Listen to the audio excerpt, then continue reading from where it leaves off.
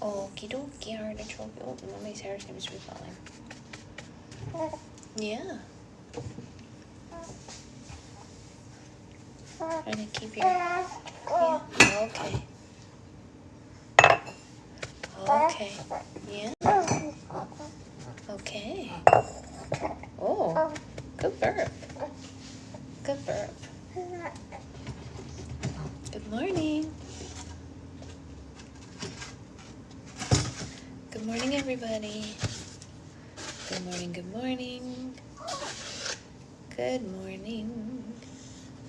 How's everyone doing? Happy Saturday to those who celebrate. Good morning. Yeah. Good morning. We are hoping that we will get a nap this morning because we're meeting our godfather today. Yes, yes, yes, yes. All right. Good morning, everyone. I'm going to get the pot of milk.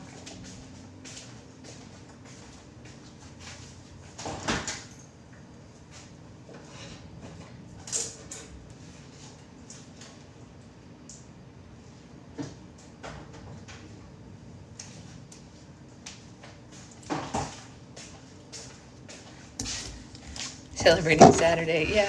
Well, I mean, some of us work on Saturdays, so I call that not celebrating Saturday, right?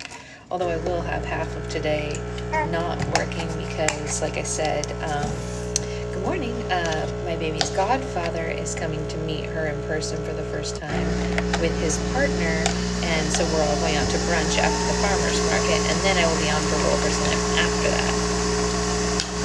Yes, yes, yes. That is true. That is true. Good morning. I'm doing something crazy with the coffees this morning, you guys. Something crazy. Rover's Limp at 3 p.m.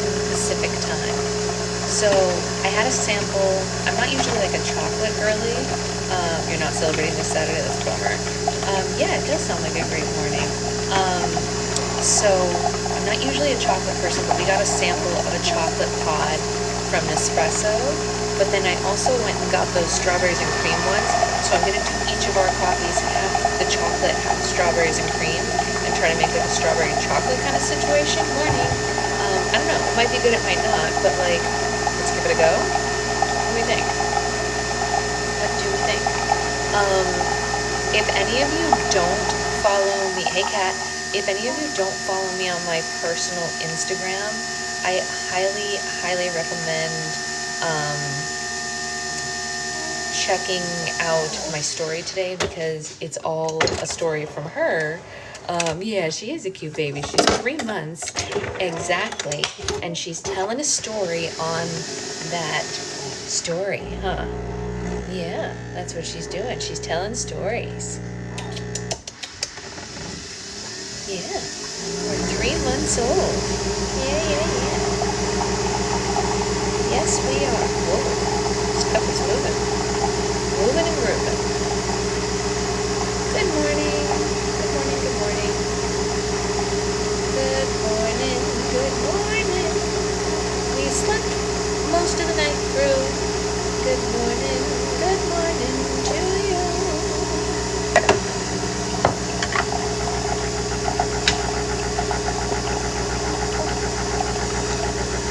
We'll see how the coffee turns out. I'm not sure if it's going to go the way that I planned, but, you know, we roll with things here, right? Gotta try new things. Gotta have a little excitement in your life. A little fun, a little pizzazz. It's Saturday. Something different. I know, it's crazy. It feels both like she just got here and also like I've had her my whole life. It's so weird. It might end up a happy experiment. It's true. It just might. It might end up a happy little experiment. Yes. I agree. I know, sweet girl. I know.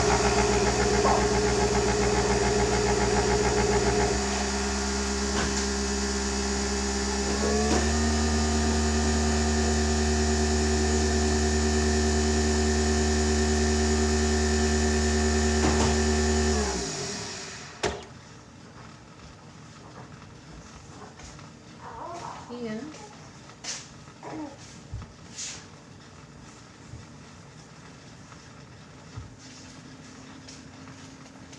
Okay. Well, technically, you did have her kind of. That's true. That's true. Technically, part of her was with me my whole life. That's true. You're exactly right. And with my mother as well, which is weird. Yeah. Yeah, sort of. You know, in her own way. Let's. Oh, okay. Science is magic, my sweet girl. Science is magic. Yeah. Yeah, science is magic. She's 3 months old, and it feels like she doesn't want to nap. Feels like she wants to go in her bouncer rather than nap. Yeah.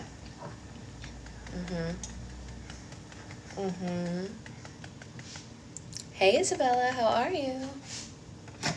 All right. The smell is great, so hopefully it will taste great too. Whoa. Did I make too much milk? Did I make too much milk? You'll nap for her. Oh, no. Lucky. I wish I could.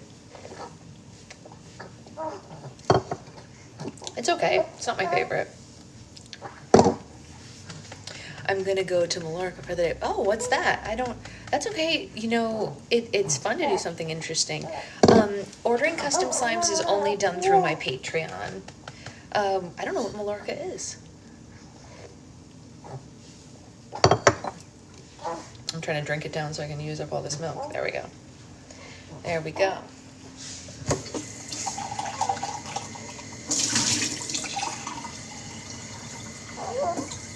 Okay.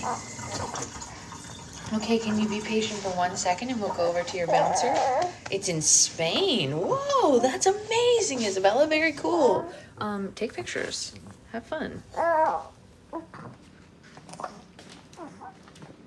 right. A 2-hour flight, that's not bad at all. It's crazy how close things in Europe are to one another. Book club from the beach. Whoa. That's exciting. Is it spring break for you or something? Is that what it is? Okay, you seem like you want to get out and go in your bouncy. Is that right?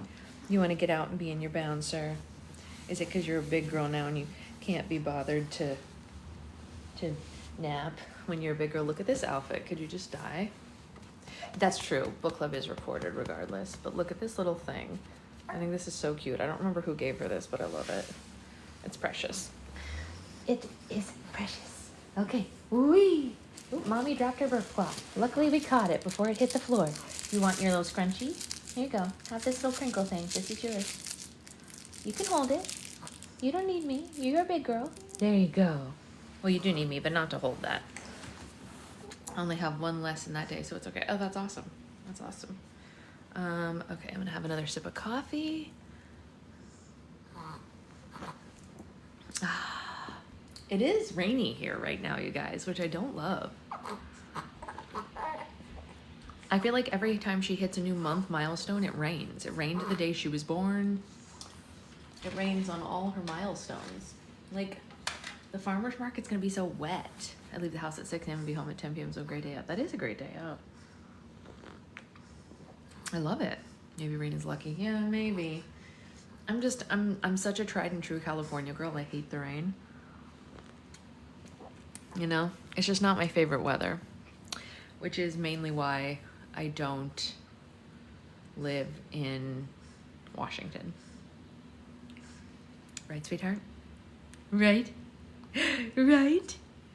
Yes, it's rainy for you too. Meh.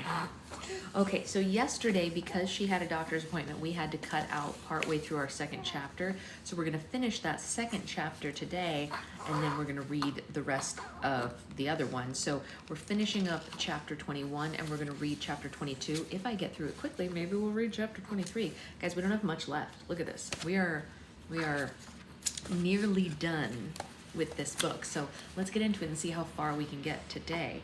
We are on page 306 for anyone who is checking. Oh, 30 minutes from Washington, not far at all. I'm like 12 hours from Washington. I've done the drive. It's not bad. Has book club read The Summer I Turned Pretty? No. No, we have not.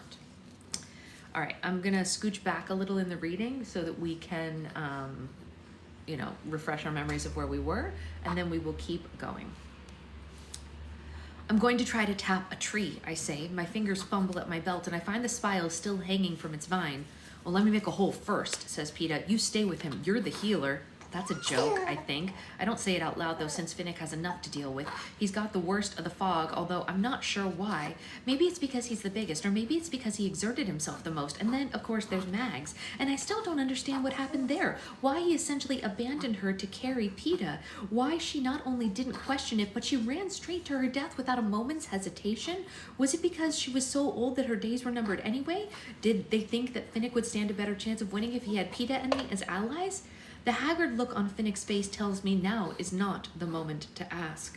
Instead, I try to pull myself back together. I rescue my Mockingjay pin from my ruined jumpsuit and I pin it to the strap of my undershirt.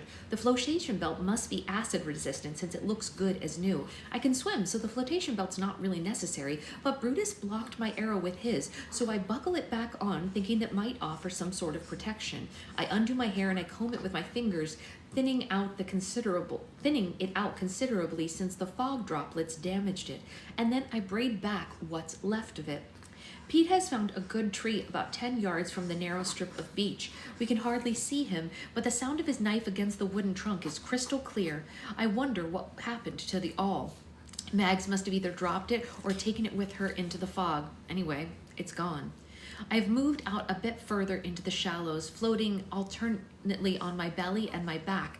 If the seawater healed Peeta and me, it seems to be transforming Finnick altogether. He slowly begins to move, just testing his limbs, and gradually begins to swim. But it's not like me swimming, like rhythmic, gentle strokes at an even pace. It's like watching some strange sea animal come back to life. He dives and surfaces, spraying water out of his mouth. He rolls over and over in some bizarre corkscrew motion that makes me dizzy to even watch. And then, when he's been underwater so long I feel certain that he's drowned, he pops his head up right next to me and I startle. Don't do that, I say. What? Come up or stay under, he says. Either, neither, whatever. Just like soak in the water and behave, I say. Or like if you feel good, then let's go help Peeta. In just the short time it takes to cross the edge of the jungle, I become aware of the change. Put it down to years of hunting, or maybe my reconstructed ear really does work better than anyone intended. But I sense the mass of warm bodies poised above us. They don't need to chatter or scream. The mere breathing of so many is enough. I touch Finnick's arm and he follows my gaze upward. I don't know how they arrived so silently. Well, perhaps they didn't. We've all been absorbed in restoring our bodies. During that time, they've assembled. Not 5, bless you. Not 5 or 10, but scores of monkeys weighed down the limbs of the jungle trees. The pair that we spotted when we first escaped the fog felt like a welcoming committee. This crew feels ominous. I arm my bow with 2 arrows and Finnick adjusts his trident in his hand. Peeta, I say as calmly as possible. I need your help with something. Hi, why are we frowning? You're bouncing. No frowns. You can sleep. You're all good. They're gonna be fine, I promise. Well, actually, I can't promise that. We don't actually know that they're gonna be fine. It actually seems like they're not gonna be fine. But they'll probably be fine from the monkeys, because there's at least this much more of the book. Yeah, right? I arm my bow. Peeta, I say as calmly as possible. I need your help with something. All right, just a minute. I think I've just about got it, he says, still occupied with the tree. Yeah, there. Have you got that spile? I do, but we found something that you better take a look at, I say in a continued measured voice. Only move toward us quietly so you don't startle it. And for some reason, I don't wait for him to notice the monkeys or even glance their way. There are creatures that interrupt the mere eye contact just as aggression. There are creatures that interpret mere eye contact as aggression. Hey, Victoria, we barely just got started. Oh, hey, that's a very sad face. I don't love that. Is it because you dropped your toy? Is it this? Is it because you dropped it? Or you want up? Is it because you dropped your toy? Okay. No, you want up. Okay. Okay, my angel. It's okay, Mommy will get you out. I thought you wanted to be in your bouncy. You were acting like you wanted it. I'm so sorry. Oh, sweetheart, you need a nap. You need a nap. Do we need a nap? Yeah, nap. You're okay. You need a nap. You need a nap. It is a pretty cute outfit. I know, she looks so grown. It's crazy. Yeah. Okay. Okay. There you go. You can take your nap. You can take your nap. You can take your nap.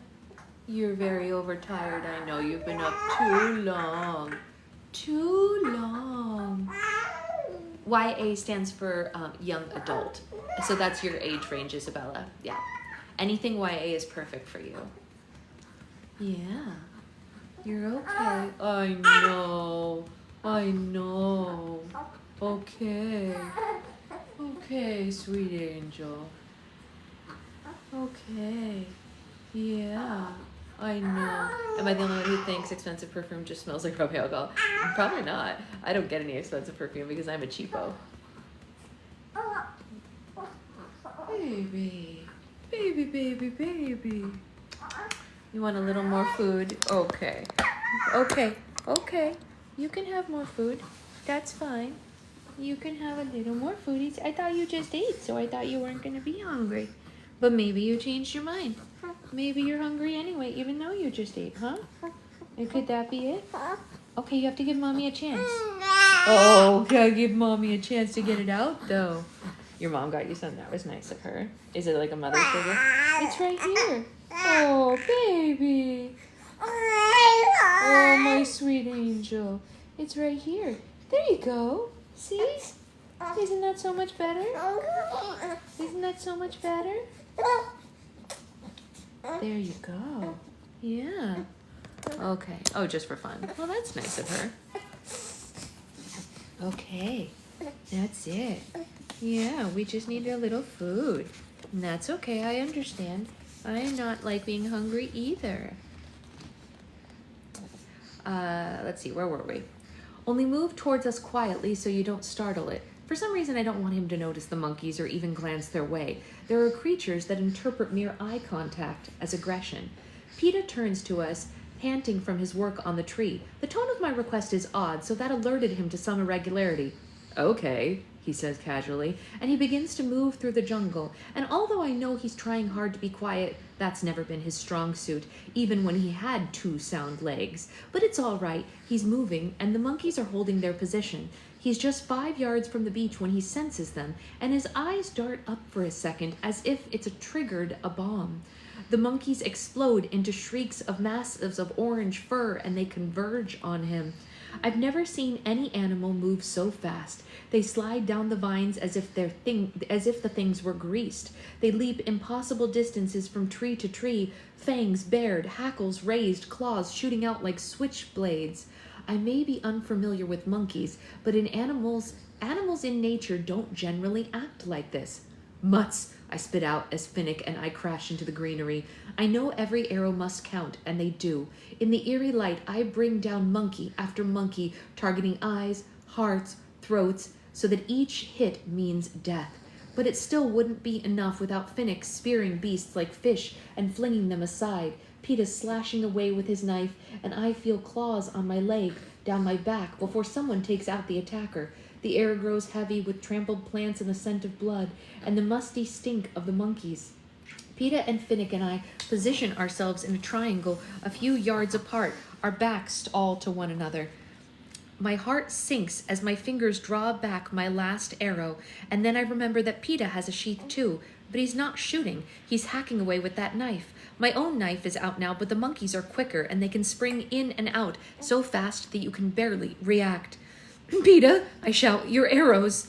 And PETA turns to see my predicament, and he's sliding off his sheath when it happens. A monkey lunges out of the tree for his chest. I have no arrow, no way to shoot, and I can hear the thud of Finnick's trident finding another mark, and I know his weapon is occupied. PETA's knife arm is disabled as he tries to remove the sheath, and I throw my knife at the oncoming mutt, but the creature somersaults, evading the blade, and stays on its trajectory. Weaponless, defenseless, I do the only thing that I can think of. I run for PETA, to knock him to the ground, to protect his body with mine, even though I know it won't make it in time. She does, though. materializing, it seems, from thin air. One moment nowhere, and the next reeling in front of PETA, already bloody, mouth opened, high-pitched in a scream, pupils enlarged so her eyes seem like black holes. It's the insane morphling from District 6, and she throws her skeletal arms up as if to embrace the monkey and sinks her fangs into its chest. No, I read that completely wrong. It sinks its fangs into her chest. I did not remember that. The morphling from 6 just saved PETA. She sacrificed herself. What is going on here? What is going on here? Okay. Yeah. Is that yummy? Is that yummy breakfast? Chapter 22. Let's keep going. PETA drops the sheath and buries the knife into the monkey's back, stabbing it again and again until it releases its jaw. He kicks the mud away, bracing for more. I have his arrows now and a loaded bow, and Phoenix at my back, breathing hard but not actively engaged. Come on, then. Come on, shouts PETA, panting with rage.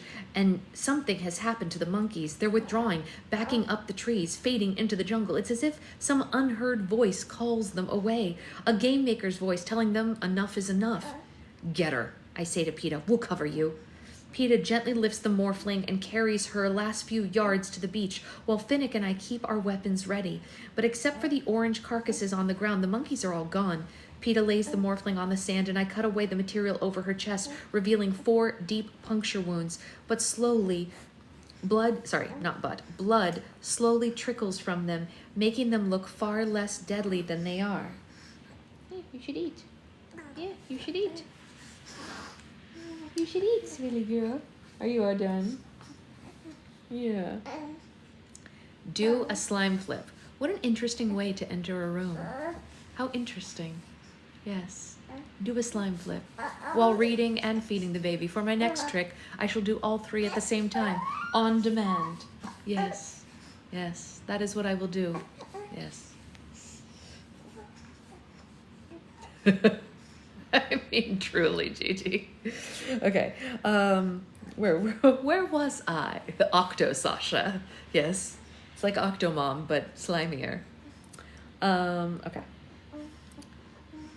Blah, blah, blah. Blood slowly trickles from them, making them look far less deadly than they are. The real damage is inside.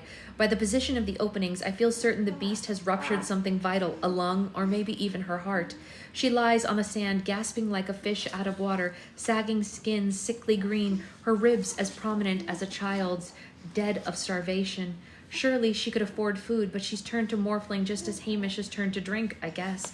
Everything about her speaks of waste. Her body, her life, the vacant look in her eyes. I hold one of her twitching hands, unclear whether it's moving from poison that's affected her nerves, or the shock of the attack, or the withdrawal from the drugs that was her sustenance. There's nothing we can do now, nothing but stay with her while she passes. I'll watch the trees, Finnick says before walking away, and I'd like to walk away too, but she grips my hand so tightly that I would have to pry off her fingers, and I don't have enough strength for that kind of cruelty. I think of Rue, how maybe I could sing a song or something, but I don't even know the morphling's name, let alone if she likes songs. I just know that she's dying. PETA crouches down on the other side of her and strokes her hair, and when he begins to speak in a soft voice it seems almost nonsensical, but the words aren't for me. Yeah, with my paint box at home, I could make every color imaginable. Pink as pale as baby's skin or as deep as rhubarb, green like spring grass, blue that shimmers like ice on the water. The morphling's just staring into PETA's eyes, hanging on his words. One time I spent 3 days mixing paint until I found the right shade for sunlight on white fur. You see, I kept thinking it was yellow, but it's so much more than that. It's layers of all sorts of colors, one by one, says PETA, and the morphling's breathing slows into shallow, catching breaths. Her free hand dabbles in the blood on her chest, making the tiny swirling motions she loved to paint with. I haven't figured out the rainbow yet, because they come and they leave so quickly. I never have enough time to capture them. Just a little bit of blue here or purple there, and then they fade away, right back into the air, says PETA, and the morphling seems mesmerized by PETA's words. She's entranced, lifts up a trembling hand, and paints what I think might be a flower on PETA's cheek. Thank you, he whispers. That looks beautiful. And for a moment, the morphling's face lights up in a grin that she makes a small squeaking sound to. And then her blood-dappled hand falls back to her chest, and she gives one last huff of air as the cannon fires. The grip on my hand releases. Peeta carries her out into the water, and he returns and sits beside me. The morphling floats out toward the cornucopia for a while, and then the hovercraft appears, and a four-pronged claw drops and encases her and carries her into the night sky. And she's gone. Finnick rejoins us, his fist full of my arrows still wet with monkey blood. He drops them beside me on the sand. Hey, I thought you might want these. Thanks, I say, and I wade into the water and wash off the gore from my weapons, from my wounds, and by the time I return to the jungle to gather some moss to dry them, the monkeys' bodies have all vanished. Where did they go? I ask. Well, we don't know exactly. The vines shifted and then they were gone, says Finnick. We just stare at the jungle, numb and exhausted, and in the quiet, I notice that the spots where the fog droplets touched my skin have scabbed over. They've stopped hurting and they've begun to itch, intensely. I try to think of this as a good sign, that they're healing, and I glance over at Peeta and Finnick and I see that they're both scratching at their damaged faces. Yes, even Finnick's beauty has been marred by this night. Don't scratch, I say, wanting so badly to scratch myself, but I know the advice my mother would give. You'll only bring infection. I think it's safe to try for the water again, maybe? We make our way back to the tree that Peeta was tapping, and Finnick and I stand with our weapons poised while he works the spile in, but no threat appears this time. Peeta's found a good vein in the water, and it begins to gush from the spile. We slake our thirst. Slake? I've never heard that word before. We slake our thirst, and warm water pours out over our itching bodies. We fill handfuls of shells with drinking water, and we go back to the beach. It's still night, and though dawn can't be too many hours away, unless maybe the game makers want it to be. Why don't you two get some rest? I say. I'll watch for a while. No, Katniss, I'd rather, says Finnick, and I see the look in his eyes, on his face, and I realize he's barely holding back tears. It's Mags. The least I can do is give him some privacy to mourn her. All right, Finnick. Thanks, I say, and I lie down on the sand with Peeta, who drifts off at once, and I stare into the night, thinking of what a difference a day makes, how yesterday morning, Finnick was on my kill list, and now I'm willing to sleep with him as my guard.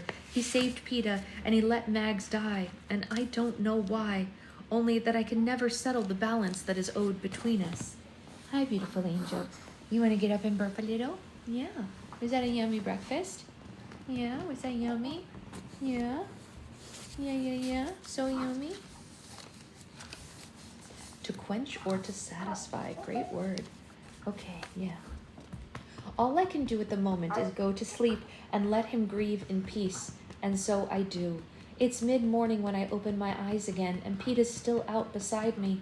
Above us, a mat of grass is suspended, and branches shield our face from sunlight. I sit up and I see that Finnick's hands have not been idle. 2 woven bowls are filled with fresh water. A third holds a mess of shellfish. Finnick sits on the sand, cracking them open with a stone. They're better fresh, he says, ripping a chunk of flesh from the shell and popping it into his mouth. His eyes are still puffy, but I pretend not to notice. My stomach begins to growl at the smell of food, and I reach for one. The sight of my fingernails caked with blood stops me. I've been scratching my skin raw in my sleep. You know, if you scratch, you'll bring on an infection, says Finnick. Yeah, that's what I heard, I say, and I go into the salt water and I wash off the blood, trying to decide which I hate more, the pain or the itching. Fed up, I stomp back onto the beach and I turn my face upward and I snap, Hey, Hamish, if you're not too drunk, we could use a little something for our skin. It's almost funny how quickly the parachute appears above me, and I reach up and the tube lands squarely in my open hand. All right, it's about time, I say, but I can't keep the scowl on my face. Hamish, what I wouldn't give for 5 more minutes of conversation with him. I plunk down on the sand next to Finnick, and I screw the lid off of the tube. Inside is a thick, dark ointment with a pungent smell. It's a combination of tar and pine needles, and I wrinkle my nose as I squeeze out a glob of the medicine onto my palm, and I begin to massage it into my leg. A sound of pleasure slips out of my mouth as the stuff eradicates my itching. It also stains my scabby skin as a ghastly green-gray. As I start on the second leg, I toss the tube to Finnick, who eyes me doubtfully. It's like you're decomposing, says Finnick, but I guess the itching wins out, because after a minute, Finnick begins to treat his own skin, too. Really, the combination of the scabs and the ointment does look hideous. I can't help enjoying his distress. Poor Finnick. Is this the first time in your whole life that you haven't looked pretty? I say. Yeah, it must be. The sensation is completely new to me. How have you managed it all these years? He asks. Just avoid mirrors. You'll forget all about it, I say. Not if I keep looking at you, he says. And we slather ourselves down, even taking turns rubbing the ointment into each other's backs where the undershirts don't protect our skin. I'm gonna wake Peeta, I say. No, wait, says Finnick. Let's do it together. Put our faces right in front of his. Well, there's so little opportunity for fun left in my life, so I agree. We position ourselves on either side of Peeta, and we lean our faces inches from his nose and give him a shake. Peeta, Peeta, wake up, I say in a soft, sing-songy voice, and his eyes flutter open, and then he jumps like we stabbed him. Ah! Finnick and I fall back into the sand, laughing our heads off. Every time we try to stop, we look at Peeta's attempt to maintain a disdainful expression, and it sets us off laughing again. And by the time we pull ourselves together, I'm thinking maybe Finnick Odair is all right after all. At least he's not as vain or self-important as I thought he was. Not so bad, really. And as I've come to this conclusion, a parachute lands next to us with a fresh loaf of bread. Remembering from last year how Hamish's gifts were often timed to send me a message, I make a note to myself. Be friends with Finnick, you'll get food. Okay. Finnick turns the bread over in his hands, examining the crust a bit too possessively. It's not necessary. It's got that green tint from seaweed that the bread from District 4 always has. We know that this is his.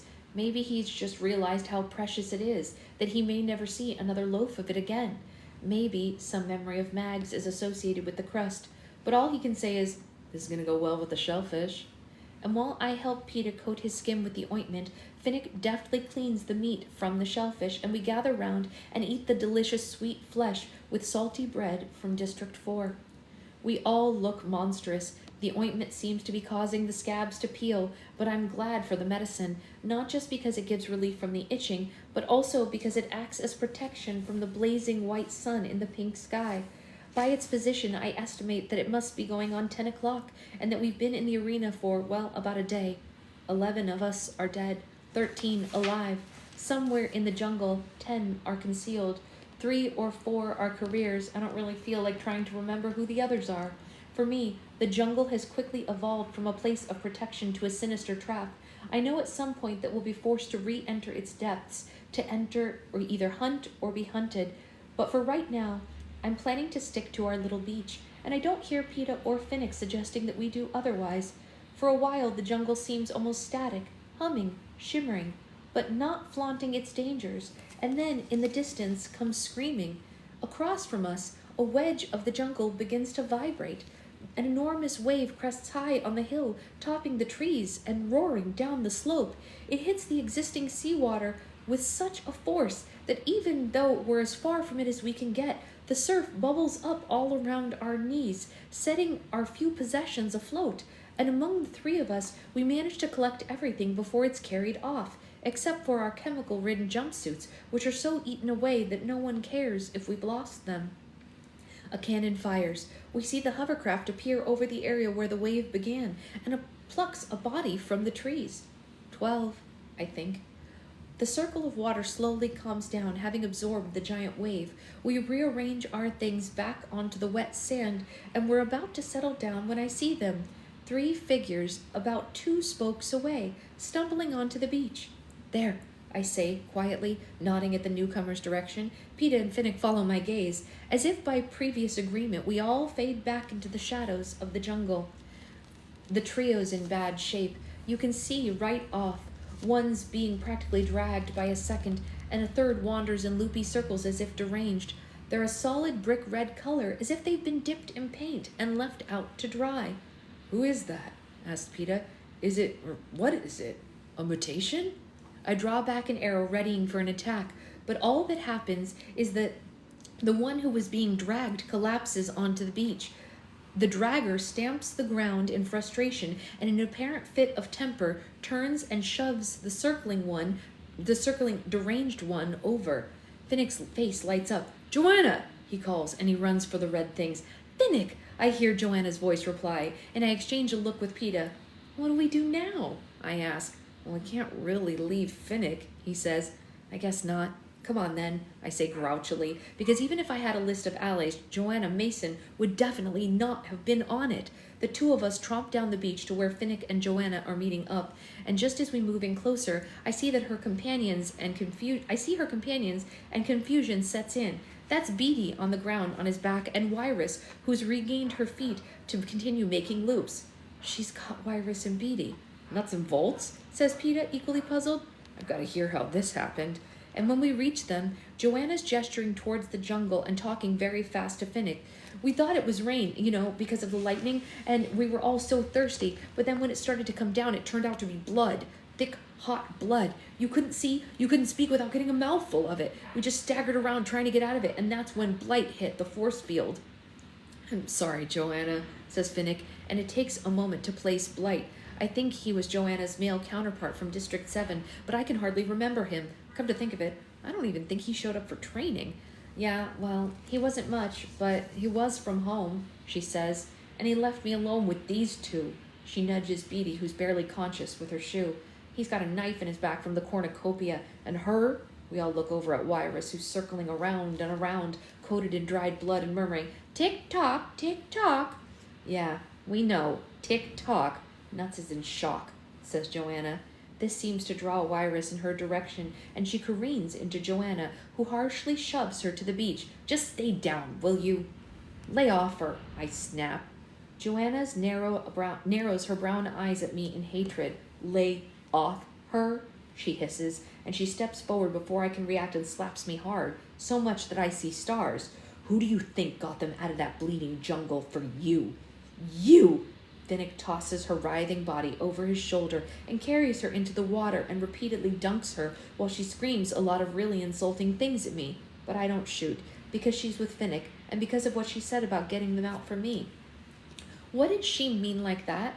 Getting them out for me? I ask Peeta. I don't know. You did want them originally, he reminds me. Yeah, I did. Originally. But that answers nothing. And I turn to look at Beeta's inert body. But I won't have them long unless we do something. Peeta lifts Beatty up in his arms, and I take Wyrus by the hand, and we go back to our little beach camp. I sit Wyrus in the shallows so that she can get washed up a bit, but she just clutches her hands together and occasionally mumbles, "Tick-tock, tick-tock." And I unhook Beatty's belt, and I find a heavy metal cylinder attached to the side with a rope of vines. I can't tell what it is, but if he thought it was worth saving, I'm not going to be the one who tosses it. So I toss it up on the sand. Who loses it. So I toss it up on the sand, and Beatty's clothes are glued to him with blood. So Peeta holds him in the water while I loosen them, and it takes some time to get off the jumpsuit, but when we find his undergarments are saturated with blood as well, there's no choice but to strip him naked and to get him clean. But I have to say, this doesn't make much of an impression on me anymore. Our kitchen table has been so full of so many naked men this year, you kind of get used to it after a while. We pull down Finnick's mat and we lay Beatty on his stomach so we can examine his back. There's a gash about 6 inches long running from his shoulder blade to below his ribs. Fortunately, it's not too deep. He has lost a lot of blood, though. You can tell by the pallor of his skin, and it's still oozing from the wound. I sit back on my heels, trying to think. What do I have to work with? Seawater? I feel like my mother when her first line of defense for treating everything was snow. I look over at the jungle, and I bet there's a whole pharmacy in there if I knew how to use it. But these aren't my plants. And then I think about the moss that Mags gave me to blow my nose. I'll be right back, I tell Peeta. Fortunately, the stuff seems pretty common in the jungle, and I rip an armful from the nearby tree and carry it back to the beach. I make a thick pad out of moss, and I place it on Beatty's cut and secure it by tying vines around his body. We get some water into him, and then we pull him into the shade at the edge of the jungle. I think that's all we can do, I say. Yeah, it's good. You're good with this healing stuff, he says. I think it's in your blood. No, I say, shaking my head. I've got my father's blood, the kind that quickens during a hunt, not an epidemic. I'm going to go see about Wyrus. I take a handful of moss to use a rag, and I join Wyrus in the shallows. She doesn't resist as I work off her clothes and I scrub the blood from her skin. But her eyes are so dilated with fear, and when I speak, she doesn't respond, except to say with ever-increasing urgency, "Tick-tock, tick-tock." She does seem to be trying to tell me something, but with no Beatty to explain her thoughts, I'm at a loss. Ooh, a new coffee convention. Hello, hello. Yes, tick tock, I say, and this seems to calm her down a little. I wash her jumpsuit out until there's hardly a trace of blood, and I help her back into it. It's not damaged like ours were. Her belt is fine, so I fasten that onto her too. And then I pin her undergarments along with Beatty's under some rocks, and I let them soak. By the time I've rinsed out Beatty's jumpsuit, a shiny, clean Joanna and a peeling Finnick have joined us. For a while, Joanna gulps water and stuffs herself with shellfish while I try to coax something into Wyrus. Finnick tells about the fog and the monkeys in a detached, almost clinical voice, avoiding the most important detail of the story. Everybody offers to guard while the others rest, but in the end, it's Joanna and I who stay up. Me because I'm really rested, and she because she refuses to lie down. The two of us sit in silence on the beach until the others have gone to sleep. Joanna glances over at Finnick to be sure, and then turns to me. So how'd you guys lose Mags? In the fog. Finnick had PETA. I had Mags for a while, and then I just couldn't lift her. Finnick said that he couldn't take both of them, so she kissed him, and she walked right into the poison, I say. She was Finnick's mentor, you know, Joanna says accusingly. No, I didn't know, I say. She was half his family, she says a few moments later, but there's less venom in those words. We watch the water lap up over the undergarments. So what are you doing with nuts and bolts? I ask. I told you. I got them for you. Hamish said that if we wanted to be allies, we had to bring them to you, says Joanna. That's what you told him, right? No, I think, but I nod my head in assent. Well, thanks. I appreciate it. Yeah, I hope so. She gives me a look filled with loathing, like I'm the biggest drag possible on her life. I wonder if that's what it's like to have an older sister who really hates you. Tick-tock, I hear behind me, and I turn, and I see that Wyrus has crawled over. Her eyes are focused on the jungle. Oh, goody, she's back. All right, I'm going to go to sleep. You and Nuts can guard together, says Joanna, and she goes over and flings herself down beside Finnick. Tick-tock, whispers Wyrus, and I guide her in front of me, and I get her to lie down, stroking her arms so I can soothe her. She drifts off, stirring restlessly, occasionally sighing in her phrase, tick-tock. Tick-tock, I agree softly. It's time for bed. Tick-tock. Go to sleep. The sun rises in the sky until it's directly over us, so it must be noon, I think absently, not that it matters. Across the water off to the right, I see the enormous flash of lightning bolts as they hit the trees, and an electrical storm begins again, right in the same area it did last night. Someone must have moved into its range to trigger an attack. I sit for a while watching the lightning, keeping Wyrus calm, lulled into a sort of peacefulness by the lapping of the water. I think of last night and how the lightning began just after the bell tolled 12 bongs. Tick-tock, Wyrus says, surfacing to consciousness for a moment and then going back under. 12 dongs last night. It was like midnight. Then lightning, and then sun overhead, like it's noon, and then lightning, and I slowly rise up and I survey the area. The lightning there, in the pie wedge, overcame the blood rain when Joanna, Wyrus, and Beatty were caught. We would have been the third section right next to that, where the fog appeared, and then, as soon as it was sucked away, the monkeys began to gather in the fourth. Tick-tock. My head snaps to the other side. A couple of hours ago, around 10, that wave came out of the second section to the left, where the lightning strikes now, at noon, and at midnight, and at noon. Tick-tock, Wyrus says in her sleep, as the lightning ceases, and the blood rain begins to just to the right of her, and her words suddenly make sense. Oh, I say under my breath. Tick-tock. My eyes sweep around the full circle in the arena, and I know that she's right. Tick-tock. This is a clock. Question. Do you feel like the characters in the movie match the books well? I do, yeah. That's the end of that chapter, so before we read any more, I'll answer that, Jamie. I not only think that they're good, I have said before, I think that The Hunger Games are some of the best book-to-movie adaptations of our lifetime. I've been really impressed with them. Yeah.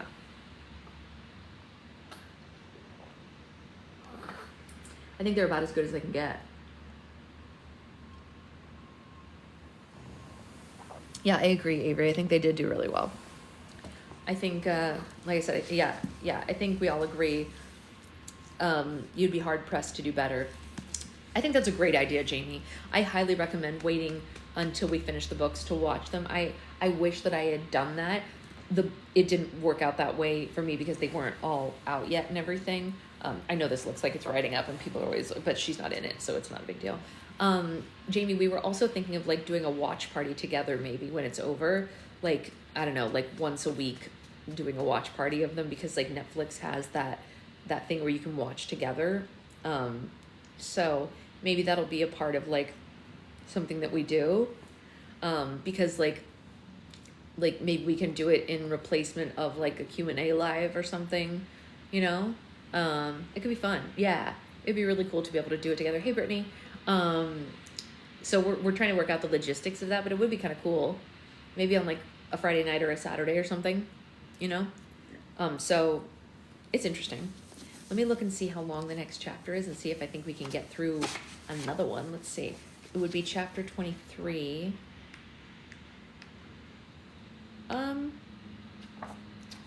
It's kind of a long one. I don't know if I will have time to finish it. Hey. They're not on Netflix in the US anymore. Oh, bummer. That is a bummer. We'll have to find a different way then. We'll figure it out though. We can figure something out. I don't know how, but we'll figure something out. There has to be a way. And like maybe, I don't know. We'll figure it out. 26. I think we can get through this chapter, actually. I think we can do it. We have a little extra time because it's a Saturday. So let's do it. Let's read chapter 23, you guys. Oh, it's really coming down out there. I don't know if I'm going to go to the farmer's market in this kind of rain. I hope it ends before we have to go to brunch. Jeez. It's really coming down. I signed into my Heritage Cable Switcher to TNT and they're there. Oh, well, that's great to know. Okay, that's an option. Chapter 23, page 326. It's a clock. I can almost see the hands ticking around the 12-sectioned face of the arena. Each hour begins a new horror and a new game maker weapon and ends the previous. Lightning, blood rain, fog, monkeys. Those are the first 4 hours on the clock. And at 10, there's a wave. I don't know what happens in the other 7, but I know that Wirus is right.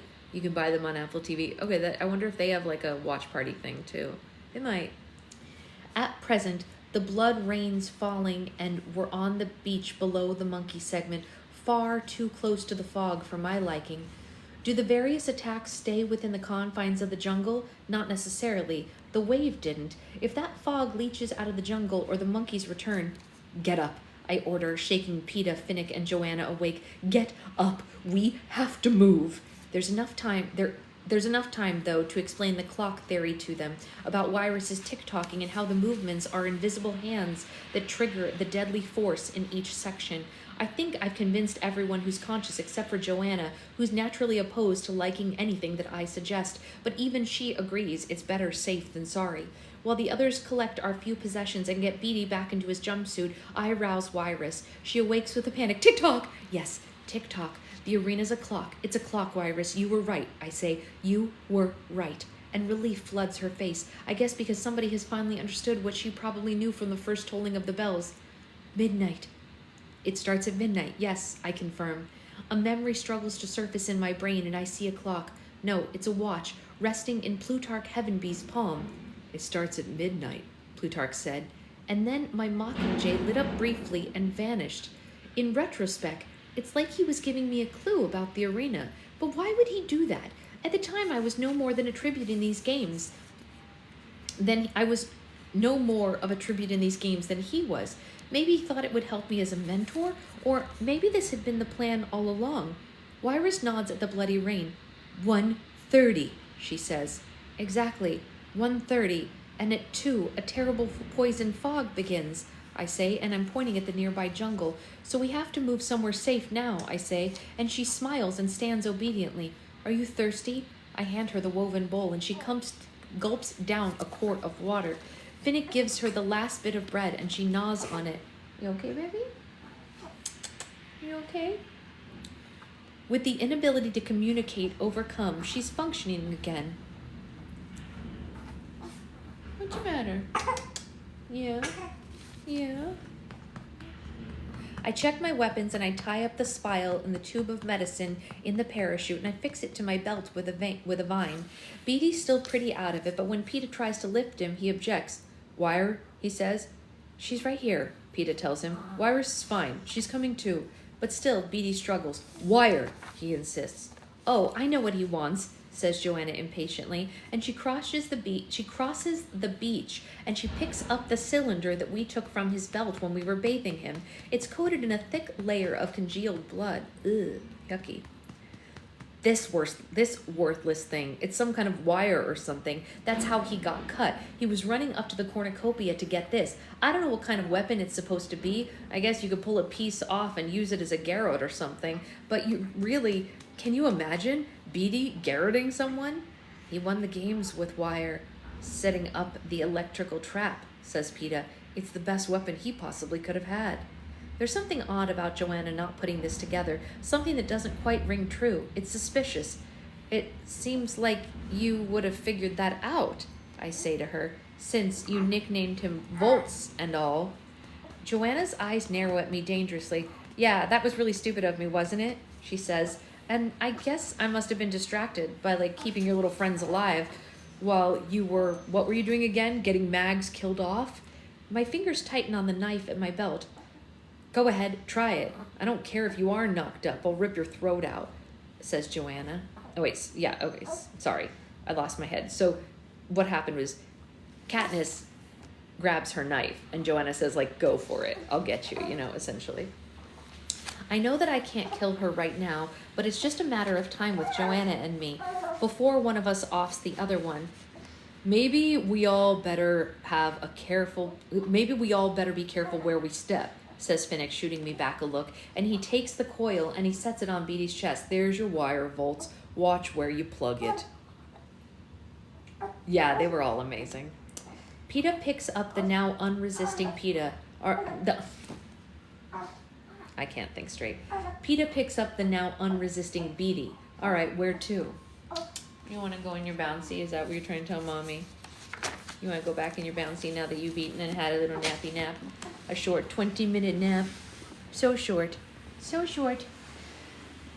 Such a short nap. Yeah, it was a short nap, huh? Yeah. Yeah, you want to bounce?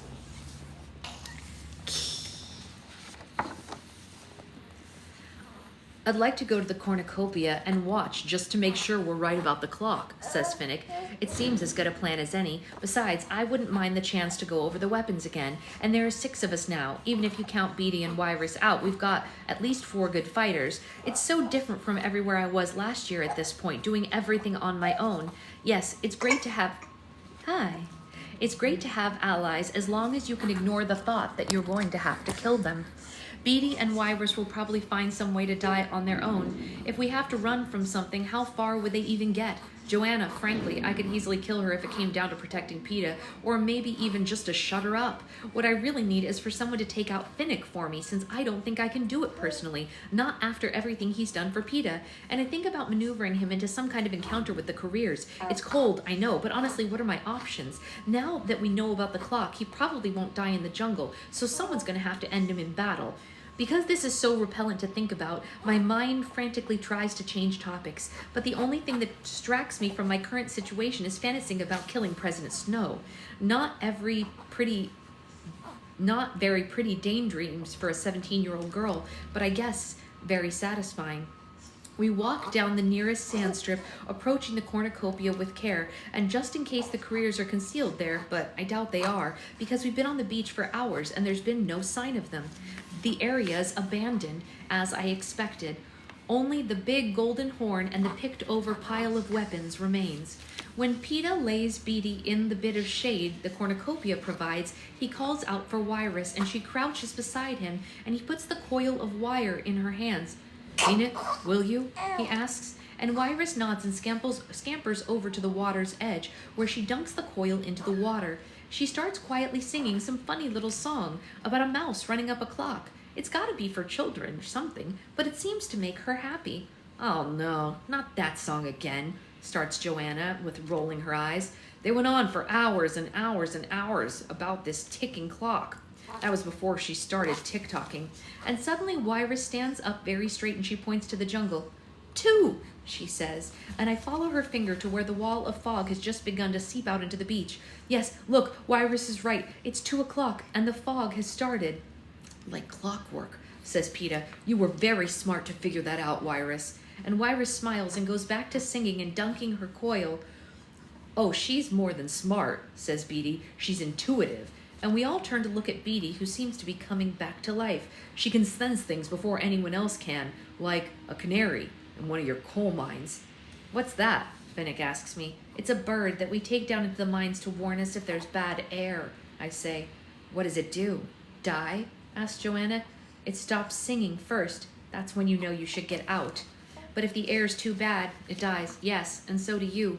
I don't want to talk about the dying songbirds. They bring up the thought of my father's death, and Rue's death, and Maisie Donner's death, and my mother inheriting her songbird. Oh, great. Now I'm thinking of Gale, deep down in that horrible mine with President Snow's threat hanging over his head. So easy to make it look like an accident down there. A canary, a spark, and nothing more. And I go back to imagining ending the president. Despite her annoyance at Wyrus, Joanna's as happy as I've seen her in the arena now. While I'm adding to my stock of arrows, she pokes around until she comes up with a pair of lethal-looking axes. It seems an odd choice until I see her throw one with such force that it sticks into the softened gold of the cornucopia. Of course, Joanna Mason, District 7, lumber. I bet she's been tossing around axes since she could toddle. It's like Finnick with his trident, or Beatty with his wire, Rue with her knowledge of plants, and I realize it's just another disadvantage of District 12 tributes that we faced over the years. We don't go down to the mines until we're 18, and it looks like most of the other tributes learn something of their trades early on. There are things that you can do in a mine that would come handy in the games, like wielding a pickaxe, blowing things up, give you an edge, the way that my hunting did, but we learned them way too late. And while I've been messing with the weapons, Pete has been squatting on the ground, drawing something with the tip of the edge of his knife, a large, smooth leaf that he's brought from the jungle. Hi, smiley girl. Are you so happy right now? Hi. Hi. Hi. Do you want to say hi to everybody? Hi. Hello. Yeah. Hello. Go ahead. Hi. You're smiling so big. What do you want to say? There you go. Very good. Oh, that's adorable, Anya. I love that. Very good. What else do you want to say? Ah. Oh. Yeah. Hi, pretty girl. Hi. How's my angel? Yeah. Beautiful. Can we read some more? You want to read some more? It's good for your brain. Let's do it. I look over his shoulder and I see that he's creating a map of the arena. In the center is the cornucopia on its circle of sand with its 12 strips branching out from it, and it looks like a pie sliced into 12 equal edges. There's another circle representing the water line and a slightly larger one indicating the edge of the jungle. Look how the cornucopia is positioned, he says to me, and I examine the cornucopia and I see what he means. The tail points right at 12 o'clock, I say. Yeah, right. So this is the top of our clock, he says, and he quickly scratches the number 12 through one of the arena's clock faces. 12 to 1 is the lightning zone. And he writes lightning in tiny print in the corresponding wedge. And then he works clockwise, adding blood, fog, and monkeys in the following 3 sections. And then 10 to 11 is the wave, I say, and he adds it. And Finnick and Joanna join us at this point, armed to the teeth with tridents, axes, and knives. Did you notice anything unusual in the others? I asked Joanna and Beatty, since they might have seen something that we didn't. But all they've seen is a lot of blood. I guess they could possibly hold anything. I'm going to mark the ones that we don't know where the game maker's weapons followed us past the jungle so that we'll stay clear of those, says Peeta, drawing diagonal lines on the fog and waves of the beach. And then he sits back. Well, it's a lot more than we knew this morning anyway. And we all nod in agreement, and that's when I notice the silence. Our canary has stopped singing.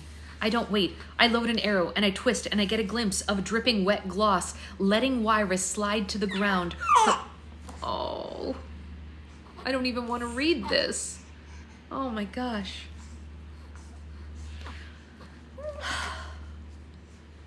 I forgot.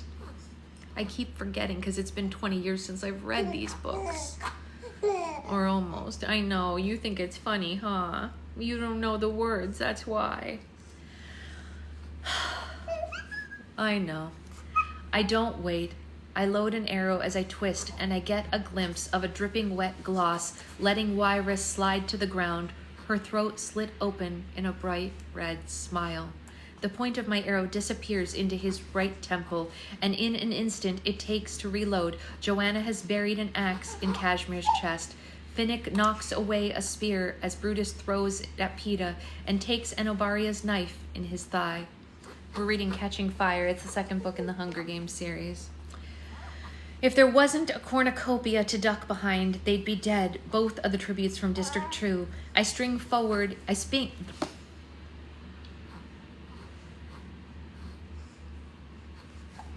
Oh, I totally understand, Sloth. I totally understand. I spring forward in pursuit. Boom, boom, boom. The cannon confirms there's no way to help Wiress, no need to finish off Gloss or Kashmir. My allies and I are rounding the horn, starting to give chase to Brutus and Enobaria, who are sprinting down the sand strip toward the jungle. Suddenly, the ground jerks beneath my feet, and I'm flung onto my side in the sand. You want out? You want out? Out? Out! Out, out, out. Out, out, out. Out, my beautiful girl. Mwah, mwah, mwah, mwah, mwah, mwah.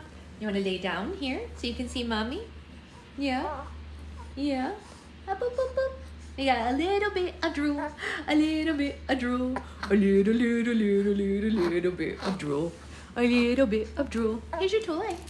You want this? Here. You can hold it now. I know you can. Here, hold it. There you go. Good job. Yeah. Hold on to it. You can hold it. Suddenly the ground jerks beneath my feet and I'm flung on my side in the sand. The circle of land that holds the cornucopia starts spinning fast, like really fast, and I can see the jungle going by in a blur. I feel the centrifugal force pulling me towards the water, and I dig my hands and feet into the sand. I'm trying to get some purchase on this unstable ground, and between the flying sand and the dizziness, I have to squeeze my eyes shut. There's literally nothing I can do to stop and hold, but I hold on until there's no deceleration and we slam to a stop. Coughing and wheezing, I sit up and I slowly find my companions in the same condition. Finnick and Joanna and Peeta have hung on. The 3 dead bodies have been tossed out into the seawater, and the whole thing from missing Wiress's song until now can't have taken more than a minute or two, and we sit there, panting, scraping sand out of our mouths. Little babies and puppies. Yes, the toys have a lot in common. It's true. It's true. Where's Volts? Says Joanna, and then we're on our feet. And one wobbly circle of the cornucopia confirms that he is gone.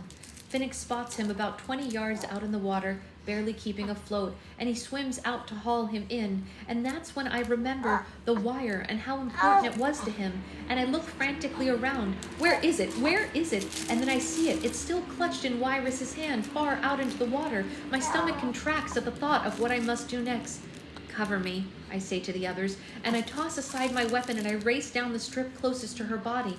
Without slowing down, I dive into the water and I start for her.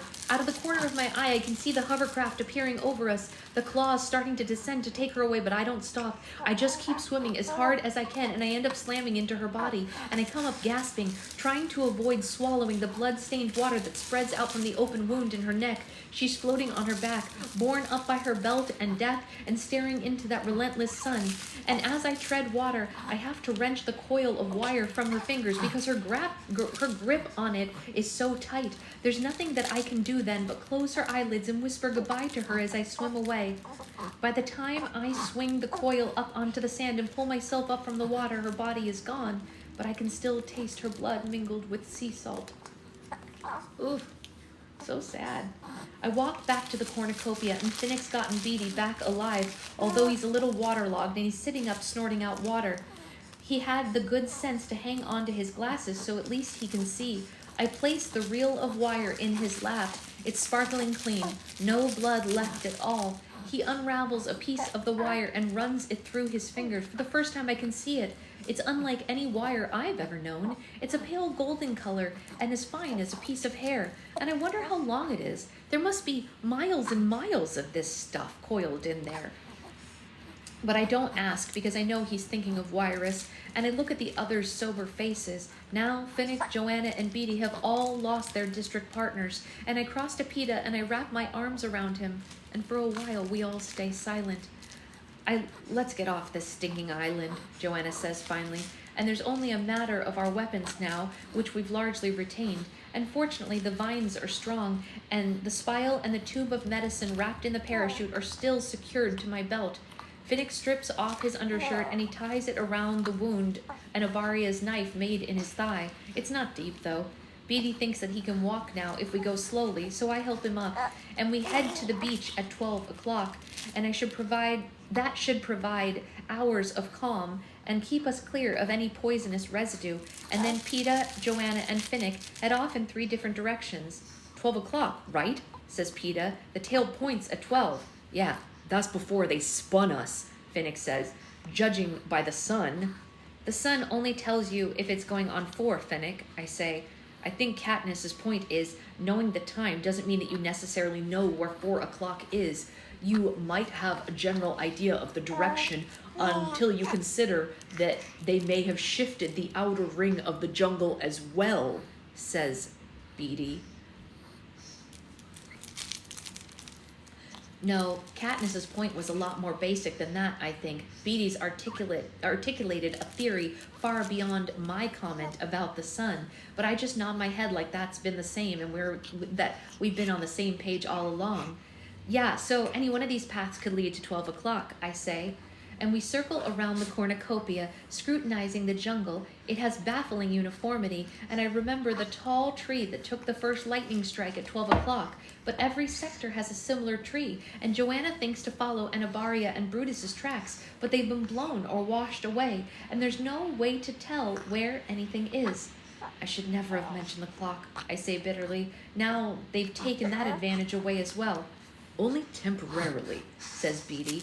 At 10, we'll see the wave again, and we'll be back on track. Yeah, they can't redesign the whole arena, can they? Says Peta. It doesn't matter, says Joanna impatiently. You had to tell us, or we never would have moved our camp in the first place, brainless. Ironically, her logical, if demeaning reply is the only one that comforts me. Yes, I did have to tell them to get them to move. All right, come on, I need water. Does anyone have a good gut feeling about where? We randomly choose a path and take it. I have no idea what number we're even headed for, and then we reach for the jungle and we peer into it, trying to decipher what might be waiting inside of it. Well, it must be monkey hour, and I don't see any of them in there, says Peta. I'm gonna try to tap a tree. No, it's my turn, says Finnick. I'll at least watch your back then, says Peta. Katniss can do it, says Joanna. We need you to make another map. That one washed away. She yanks a large leaf off of a tree and hands it to Peta. For a moment, I'm suspicious that they're trying to divide us to kill us, but it doesn't make sense. I'll have the advantage on Finnick since he's dealing with the tree, and Peta's much bigger than Joanna, so I follow Finnick about 15 yards into the jungle where he finds a good tree and starts stabbing at it, making a hole with his knife. As I stand there, weapons ready, I can't lose the uneasy feeling that something is going on, and it has to do with Peta. Hi, are you trying to sit up? You're doing a great job. Yeah, you're trying to sit up. Yeah, 'cause you're a big girl, huh? That's right. I retrace our steps, starting from the moment the gong rang out, searching for the source of my discomfort. Finnick towing Peta off his metal plate. Finnick reviving Peta for the force field stopped from after the force field stopped his heart. Mags running into the fog so that Finnick could carry Peta. The morphling hurling herself in front of him to block the monkey's attack. Good job! The fight with the careers was so quick, but didn't Finnick block Brutus's spear from hitting Peeta, even though it meant Enobaria's knife went into his leg. And even now, Joanna has him drawing a map on a leaf rather than risking himself in the jungle. There's no question to it. For reasons completely unfathomable to me, the other victors are trying to keep him alive, even if it means sacrificing themselves. I'm dumbfounded. For one thing, that's my job. For another, it doesn't make sense. Only one of us can get out of here, so why have they chosen Peeta to protect? What has Hamish possibly said to him that he's bargained with them to put Peeta's life above their own? I know my own reasons for keeping Peeta alive. He's my friend, and this is my way to defy the Capitol, to subvert its terrible games. But if I had no real tie to him, why would that make me want to save him, to choose him over myself? Certainly, he is brave, but we all have been brave enough to survive the games. There's a quality of goodness that's hard to overlook, but still. And then I think of it. What can Peeta do so much better than the rest of us can? He can use words. He obliterated the rest of the field at both interviews. And maybe it's because of that underlying goodness that he can even move a crowd, no, not a crowd, a country, to his side with the simple turn of a sentence. And I remember thinking that this was the gift of a leader that our revolution should have. Has Hamish convinced the others of this? That Peeta's tongue would have far greater power against the Capitol than any physical strength the rest of us could claim? I don't know. It seems like a really long leap for some of the tributes. I mean, we're talking about Joanna Mason here, but what other explanation can there be for the decided effort to keep him alive? Katniss, you got that spile? Finnick asks, snapping me back to reality, and I cut the vine that ties the spile to my belt, and I hold the metal tube out to him, and that's when I hear a scream. So full of fear and pain that it ices my blood, and it's so familiar. I drop the spile. I forget where I am or what lies ahead. I only know that I must reach her to protect her. I run wildly in the direction of the voice, heedless of the danger, ripping through the veins, the branches, through anything that keeps me from reaching her, from reaching my little sister.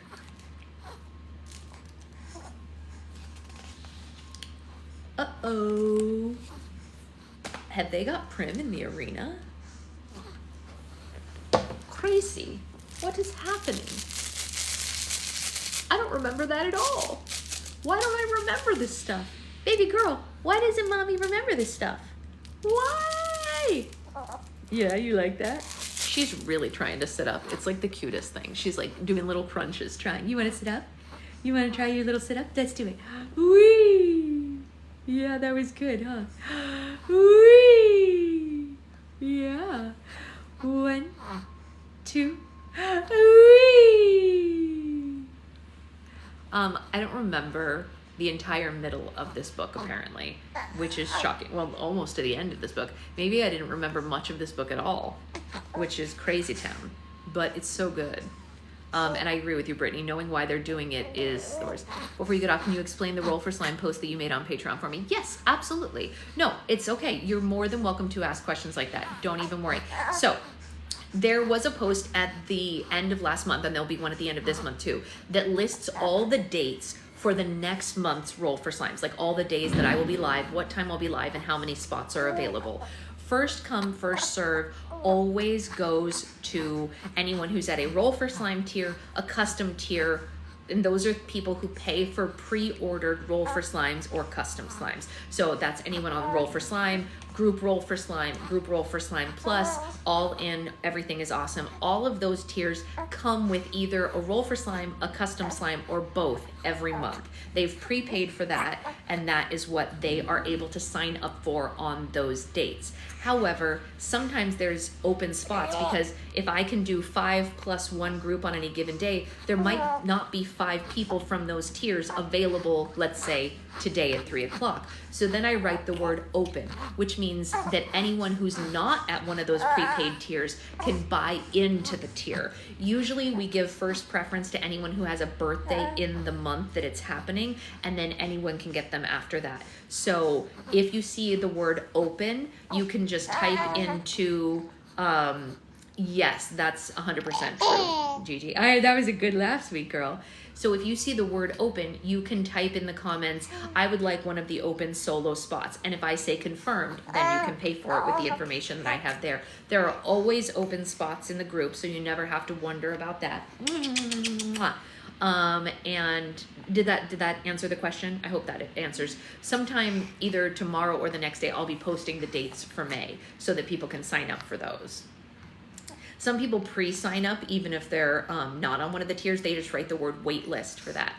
Yeah, we need at least 3 people to make a group. It's true. We have 1 person on the group so far for today. So if anybody wants to try that, or if anyone at a group spot wants a spot, I think there are 2 people who still need to do groups, so I might put them in it because it is the last one of the month, so we might be okay on the group, but I will let you guys know later if that is true. Jamie, did that help at all? I hope that helped. If that was confusing, let me know and I can try to re-explain it. But I think that is, I can do early May if needed. Oh, yeah, that's true. You could, yeah, anybody who's May can do a May one. And Roxy needs a replacement one. So there we go. I think, Amanda, even if you don't want to do it, if you don't want to do May early, Amanda, I have other people who need theirs, and Roxy needs a replacement. So there you go. So does that mean I can join for today, or is it for May? This is for today's. If there's still an open spot, you can absolutely join it. If you're talking about the group, you definitely can join it. Random, but the crinkling term reminded me, does Little Miss have a Munchman? She does, but it will not stay on her hand yet. I love it. I bought one, but her hand is still too small, even though the little, you know what you want for May? Great, that's fantastic. But I think we're full on all the solo spots, Liz. But as far as group spots, yes. But I did buy her one, Ray, because I thought that was the coolest thing. So Jamie, if you would like to join the group, all you have to do is comment on today's post and say, I'd like to join in on the group, and then you just pay for it with the instructions that are on there, and you're in, and it'll get mailed to you automatically. Yeah. Okay, we gotta go because we are gonna go get ready to meet our godfather. Yay! Is that exciting for you? I will see you all later at 3 o'clock, which is in, let's see, it's 10, 11, 12, 1, 2, 3, 5 hours. That's perfect, Amber. Yeah, either way, doesn't matter to me. They're all the same to me. It all goes to the same place. All right, see you guys later. Bye.